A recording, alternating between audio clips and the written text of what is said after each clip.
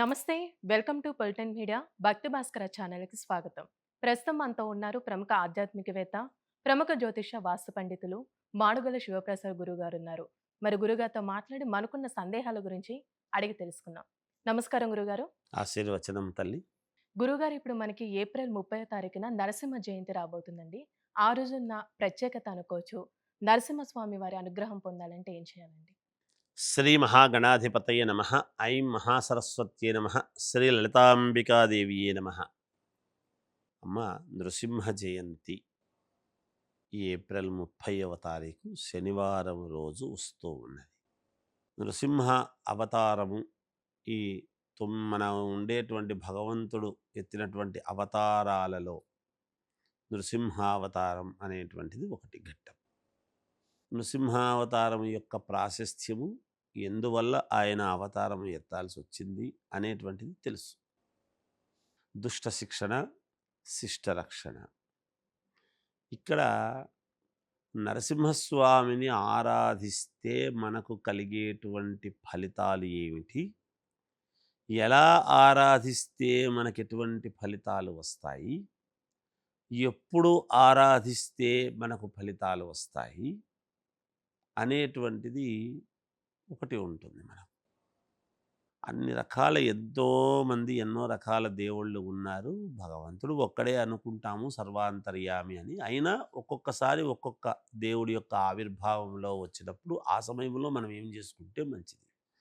మనకు పౌర్ణమి సమయం వచ్చినప్పుడు ఏం చేస్తే మంచిది, రాత్రి వెన్నెల సమయంలో ఏం చేస్తే మంచిది, మధ్యాహ్న కాలంలో ఏం చేస్తే మంచిది, సంధ్యా సమయంలో ఏం చేస్తే మంచిది, ఉదయ సంధ్యలో ఏం చేస్తే మంచిది, ఇలాంటివి ఎలా అయితే ఉంటాయో ఏ దేవుడికి ఎప్పుడు ఏమి చేస్తే ఎటువంటి సత్ఫలితాలు మనకు అందుతాయి అనేటువంటి విషయానికి వచ్చినప్పుడు ముందు మన సమస్యలు ఏమిటి, ఎటువంటివి తీరుతాయి, ముందు ఎటువంటి సమస్యలు తీరుతాయి లక్ష్మీ నరసింహస్వామికి అంటే,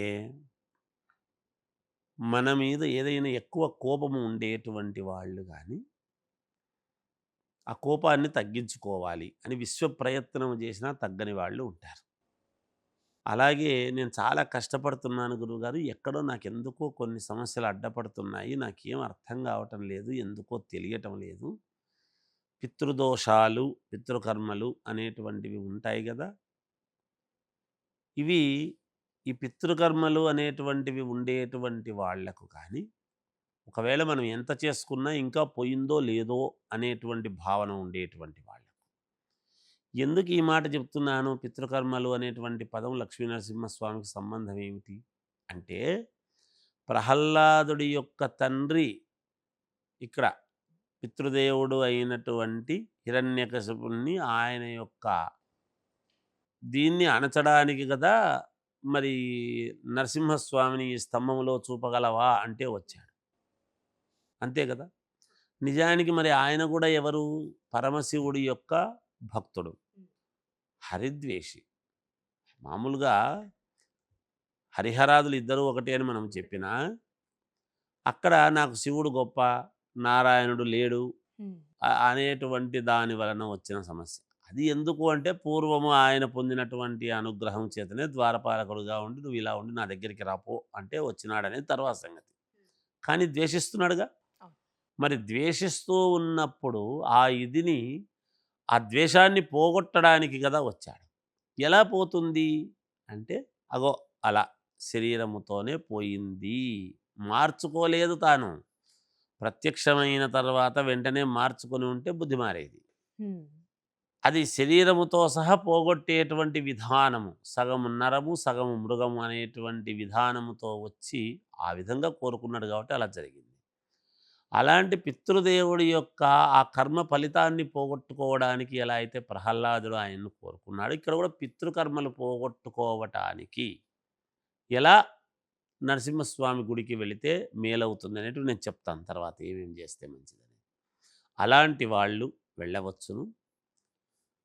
మానసికమైనటువంటి ప్రశాంతత అనేటువంటిది ఇంట్లో ఎంత ఉండినా, ఎంత తెస్తూ ఉండినా, ఎంత చేసుకుంటూ ఉండినా, ఎందుకో మానసికంగా ప్రశాంతత లేదు గురువుగారు. వాస్తురీత్యా చాలా బాగా కట్టాము, వాస్తు నిపుణులు వచ్చి చెప్పారు, ఇంట్లో మానసికంగా ప్రశాంతత లేదు, అనేటువంటి ధోరణితో ఉండేటువంటి వాళ్ళు. లక్ష్మీ నృసింహస్వామి అనేటువంటిది మనం మాట్లాడుతున్నాం. నరసింహస్వామిని మాత్రమే అనడానికి లేదు. సీతారాముడు, పార్వతీ పరమేశ్వరులు, లక్ష్మీ నారాయణుడు, అలాగే లక్ష్మీ నృసింహస్వామి, ఇలా ముందు స్త్రీకారకులైనటువంటి అమ్మవారి పేర్లు చెప్పిన తర్వాతనే స్వామివార్ల పేర్లు చెబుతూ వస్తాము. కాబట్టి ధనము, రుణబాధలు ఇవి ఉండేటువంటి వాళ్ళు. హ్మ్. ఇట్లాంటి వాళ్ళు అంతా కూడా ఇంక ఏదైనా మరి బాధలు ఉంటేనే గుడికి పోతామా? కాదు గదా! అయినా లక్ష్మీ నరసింహస్వామి వారి యొక్క అనుగ్రహం ఇంకొక్కసారి నలుగురికి మనం ఏదైనా తిండి పెట్టాలి అని అనుకున్నా దాతృత్వపు గుణముతో అయ్యో! నాకు కొంచెం సమృద్ధిగా ఉంటే నలుగురికి పెట్టేవాడిని గదా నేను అని అనుకునేటువంటి వాళ్ళు గానీ, వీళ్ళందరూ గూడా వెళ్ళి మనం స్వామివారిని దర్శించుకోవచ్చు. అంటే ఇంకేదైనా కష్టాలుంటే ఇవి మాత్రమే ఉంటేనా మిగతా వాళ్ళు వెళ్ళకూడదా అనేటువంటిదైతే ఏమీ లేదు. అయితే వీళ్ళు స్వామివారి దగ్గరికి వెళ్ళేటప్పుడు వీళ్ళు తీసుకొని వెళ్ళేటువంటివి ఏమిటి? ఏం తీసుకొని వెళితే వీళ్ళకు మేలు జరుగుతుంది అన్నప్పుడు వాళ్లకు చేతనైనటువంటివి కొన్ని బియ్యం, తర్వాత తెల్లని వస్త్రం సహజంగా. అలాగే 3 ఆకులు, 2 ఒక్కలు, తుమలపాకులు, ఒక్కలు ఎన్నైనా తీసుకోవచ్చు. మచ్చుకకు 3 ఆకులు, 2 ఒక్కలు లేదా 2 ఆకులు, 3 ఒక్కలు గాని తీసుకొని అందులో తాంబూలం అనేటువంటిది పెట్టి చందనం ఉంటుంది. చందనము ఇవాళ అందరికీ దొరకవచ్చు, దొరక్కపోవచ్చు. ఎందుకంటే గంధపు చెక్క అనేటువంటిది దొరికితే సంతోషమే, షాపుల్లో మంచిది. దొరకలేదు, గంధము డబ్బా పౌడరు. ఎందుకు అంటే చందనోత్సవం అనేటువంటిది స్వామివారికి చాలా ఇష్టమైనటువంటి ఇది. ఆయన్ను శాంతింపజేయాలి. మనము వివాహానికి దానికి వెళుతున్నప్పుడు కూడా చాలామంది చందనము గంధం రాస్తారు ఇట్లా చేతులకు, గొంతుకు. ఎందుకు? చల్లగా ఉండాలి, ప్రశాంతంగా ఉండాలి. ఇంట్లో ఎంత కోపంతో ఉన్నా అరే పెళ్ళికి వెళుతున్నాము, అక్కడికి వచ్చినప్పుడు అందరూ సంతోషంగా ఉండాలి అనేటువంటి భావనతో చేస్తాం. హ్మ్. అలాగే ఇక్కడ లక్ష్మీ నరసింహస్వామికి చందనం అనేటువంటిది చాలా ముఖ్యమైనటువంటిది కాబట్టి అది కూడా తీసుకొని వెళ్ళి మనకు తోచినటువంటి దక్షిణ తీసుకోవచ్చు, పెద్ద ఇబ్బంది ఏం లేదు.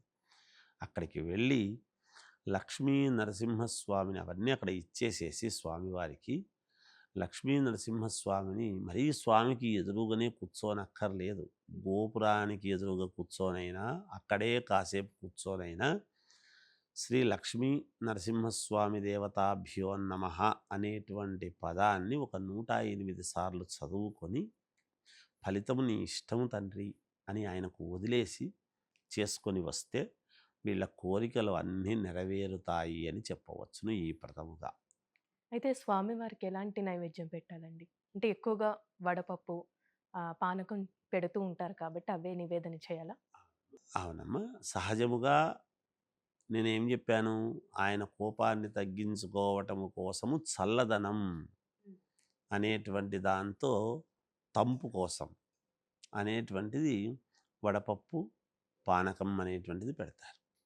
ఇక్కడ నేనేమంటున్నాను? పానకం దేంతో తయారు చేస్తారు? బెల్లంతో. కనుక నేనేమన్నాను? బియ్యము, బెల్లము తీసుకొని వెళ్ళి నివేదనకు గనక ఇస్తే బియ్యముకు చంద్రుడు ఆధిపత్యం. అవును. అందుకని మనస్సుకు ప్రశాంతత.